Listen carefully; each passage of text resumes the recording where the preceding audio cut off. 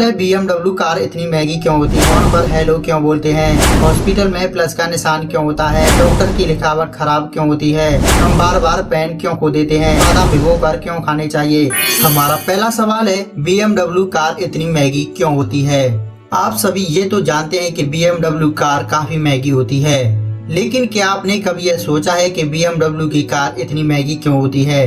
तो चलिए इस सवाल के जवाब में जानते हैं आखिर BMW कार इतनी महंगी क्यों होती है। ये तो आप सभी जानते हैं कि BMW एक ब्रांड बन चुका है। BMW कार में अलग अलग खूबियों के कारण आज यह गाड़ियां करोड़ों में बेची जाती हैं, क्योंकि यह गाड़ी काफी हाई क्वालिटी की होती है। मतलब कि यह गाड़ी एक अच्छे स्तर पर बनाई जाती है और जिसकी वजह से यह गाड़ी सामान्य गाड़ी की तुलना में काफी मजबूत और अच्छी होती है। इसके अलावा बाहर से यह गाड़ी जितनी शानदार होती है उतनी ही अंदर से भी आरामदायक भी होती है और साथ ही साथ इसका इंजन भी काफी बेहतरीन होता है।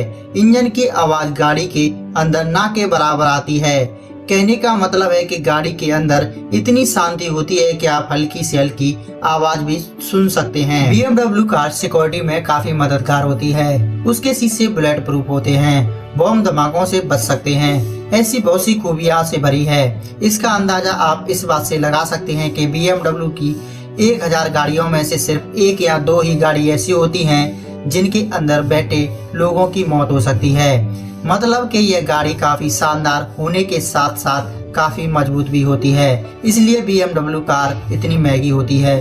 हमारा दूसरा सवाल है, फोन पर हेलो क्यों बोलते हैं? दरअसल आजकल फोन का इस्तेमाल हर कोई करने लगा है, चाहे वो पढ़ा लिखा हो या अनपढ़। आपने अक्सर सभी को फोन उठाते ही हेलो बोलते जरूर सुना होगा, इसलिए आप भी फोन उठाते ही सबसे पहले हेलो शब्द का ही इस्तेमाल करते हैं। लेकिन क्या आप ये जानते हैं कि फोन पर हेलो क्यों बोला जाता है, कोई और शब्द क्यों नहीं? तो आज हम इस सवाल के जवाब में आपको बताएंगे कि आखिर फोन पर सबसे पहले हेलो क्यों बोलते हैं। सबसे पहले आपको बता दें कि 21 नवंबर 1973 से पूरी दुनिया में हेलो डे मनाया जाता है। ऑक्सफोर्ड इंग्लिश डिक्शनरी की माने तो हेलो शब्द पुराने फ्रांसीसी या जर्मन शब्द से हौला से निकला है। हौला का मतलब होता है कैसे हो। ये तो आप सभी जानते हैं कि टेलीफोन के आविष्कार के लिए ग्राहम बेल का नाम हमेशा से याद किया जाता है। सन 1876 में ग्राहम बेल ने फोन का आविष्कार किया था। आपको बता दें कि ग्राहम बेल की गर्लफ्रेंड का नाम मार्गरेट हेलो था। सबसे पहले उन्होंने एक जैसे 2 फोन बनाए, उसमें से एक फोन उन्होंने अपनी गर्लफ्रेंड को दे दिया और फोन की सभी तकनीकी समस्याओं को दूर करने के बाद सबसे पहले अपनी गर्लफ्रेंड मार्गरेट को फोन किया और प्यार से बोला हेलो। उसके बाद जब भी वो अपनी गर्लफ्रेंड को फोन करते तो हेलो ही बोलते थे। ये उन्हीं की देन है कि आज हम फोन उठाते ही हेलो बोलते हैं। हमारा तीसरा सवाल है, हॉस्पिटल में प्लस का निशान क्यों होता है? आप अस्पताल में जो रेड प्लस का निशान देखते हैं वो हमारे यहाँ इस बात का प्रतीक होता है कि ये जगह बीमारी के इलाज से संबंधित है। जैसे हम कभी भी अस्पताल जाते हैं वहाँ पर हर चीज पर रेड क्रॉस का निशान बना होता है, लेकिन उसका मतलब शायद ही किसी को मालूम होगा।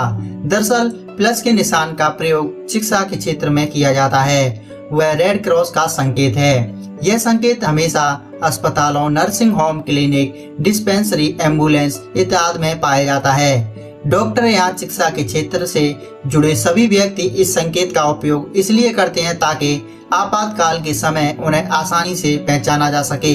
यही कारण है कि चिकित्सा के क्षेत्र में लाल प्लस के निशान का प्रयोग किया जाता है। भारत में the Indian red cross society की स्थापना सन 1920 में की गई और पूरी दुनिया की तरह भारत में भी रेड क्रॉस का चिन्ह मानवीय सेवा के एक प्रतीक के तौर पर उभरा। भारत 1949 के उस जिनेवा कन्वेंशन का भी हिस्सा रहा जिसमें रेड क्रॉस और रेड क्रिसेंट के चिन्ह को सेना के मेडिकल सर्विस में इस्तेमाल करने की घोषणा की गई। सवाल नंबर 4, डॉक्टर की लिखावट खराब क्यों होती है? डॉक्टर्स की लिखी हुई पर्ची पढ़कर कई लोगों का दिमाग घूम जाता है। चाहे आप कितना भी दिमाग लगा लें, उनकी पर्ची पर लिखे गिने चुने शब्द ही पढ़ पाएंगे। लेकिन क्या आप जानते हैं कि डॉक्टर्स जानबूझकर इतनी गंदी हैंडराइटिंग क्यों लिखते हैं? तो आइए इस सवाल के जवाब में जानते हैं। दरअसल एक सर्वे में एक डॉक्टर ने बताया कि दुनिया भर में लगभग 7,000 लोगों की मौत इस वजह से हो जाती है कि वो समझ ही नहीं पाते हैं कि डॉक्टर्स ने उन्हें क्या लिख कर दिया है। इस बात का भी खुलासा हो चुका है कि कई बार मेडिकल शॉप वाले भी डॉक्टर की लिखावट समझ नहीं पाते और गलत दवाई दे देते हैं। आपको बता दें कि एक महिला डॉक्टर ने इसका जवाब दिया है। उन्होंने लिखा है कि डॉक्टरों ने डॉक्टर बनने से पहले बहुत ही मेहनत की होती है। उन्होंने कम समय में बड़े बड़े एग्जाम कंप्लीट किए होते हैं। इसी कारण समय बचाने के चक्कर में वो हमेशा बहुत ही तेजी से लिखते रहे हैं। यही वजह है कि ज्यादातर डॉक्टर्स की हैंडराइटिंग इतनी बुरी हो जाती है कि लोगों के लिए उसे समझ पाना मुश्किल है। सवाल नंबर 5, हम बार बार पेन क्यों खो देते हैं? आप पेन बार बार इसलिए खो देते हैं क्योंकि आप 5 या 10 रुपए का पेन खरीदते हैं। कभी 100-200 रुपए का पेन खरीद के देखिए। दावे के साथ कह सकता हूं कि आपके पेन खोने की संभावना 99% कम हो जाएगी। दरअसल होता यह है कि जब कोई व्यक्ति कम कीमत का सामान खरीदता है तो वह उसकी कम ही अहमियत रखता है, अर्थात उसको कम महत्वपूर्ण समझता है। दूसरा कारण यह भी हो सकता है कि आप अपने पेन से प्यार नहीं करते हैं। एक ध्यान देने योग्य बात यह है कि जब भी आप कभी किसी को पेन दो तो ढक्कन अपने पास रखो। इससे यह फायदा होगा कि उस व्यक्ति का ध्यान पेन लौटाने के लिए आपकी ओर हो जाएगा। तो कहने का मतलब है कि कुछ तो पेन की कीमत कम होती है और कुछ लोग लापरवाही से भी पेन को खो देते हैं। हमारा 6वां सवाल है, बादाम भिगोकर क्यों खाने चाहिए? ये तो हम सभी जानते हैं कि बादाम खाना सेहत के लिए फायदेमंद है, पर क्या आपने कभी ये सोचा है कि बादाम को भिगोकर ही खाने की सलाह क्यों दी जाती है? हम सभी अपने घरों में ऐसा करते हैं, लेकिन कभी ये नहीं सोचते हैं कि आखिर इस तरह ही क्यों बादाम खाने चाहिए। बादाम में कई विटामिन और मिनरल्स पाए जाते हैं। ये vitamin E, zinc, calcium, magnesium आदि इन सभी पोषक तत्वों का पूरा फायदा मिल सके, इसके लिए बादाम को रात भर भिगोकर रखना अच्छा माना जाता है। बादाम के छिलके में एक ऐसा तत्व पाया जाता है जिसमें इसका पूरा फायदा नहीं मिल पाता।